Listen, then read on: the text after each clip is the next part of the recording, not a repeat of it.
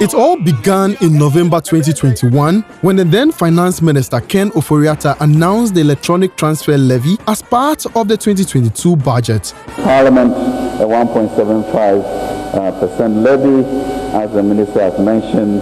This is not the most egregious tax that you could get, but it really leads to the issue of inclusion of all of us to build our society and wherever we really want to go to transform this land. But almost immediately, the bill was met with fierce opposition. Banks are affected, telcos are affected, merchants are affected, consumers of telecom services are affected because their wallets will be taxed. So fundamentally, Mr. Speaker, where we stand, we vote against it. Thank you. In February 2022, thousands of Ghanaians took to the street to reject the levy. So that is why we are out on the street to deny the government the opportunity to officialize pickpocketing. Anything I want. Then came one of Ghana's most chaotic nights in Parliament when MPs fiscally fought over the bill.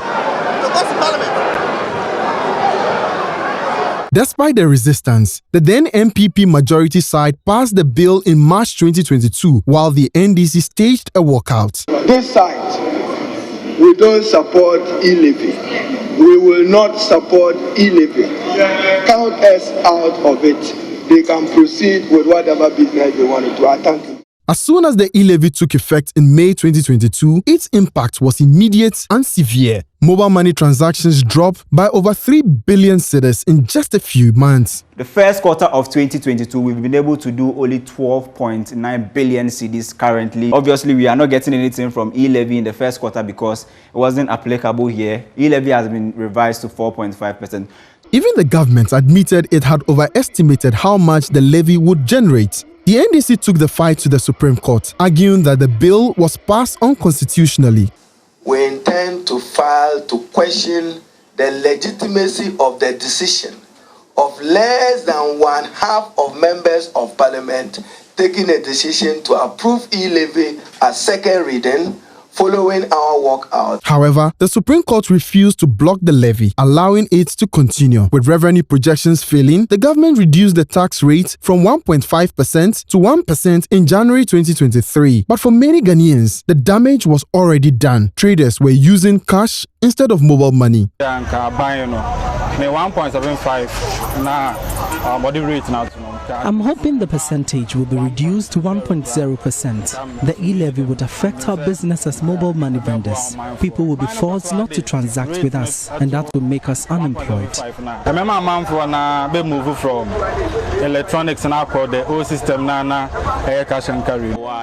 The E-levy won't help. Those at Parliament fighting for its introduction know what they would gain from it. They are only going to dupe us. Fast forward to March 2025, Parliament has finally repealed the E-levy. We will abolish the electronic transfer levy, E-levy of 1%. Across the country, the news was met with celebrations. So Ghana, I think the government is being truthful because before they came to power, they promised all Ghanaians that this is what they are coming to do if they are voted into power, and they have really done that.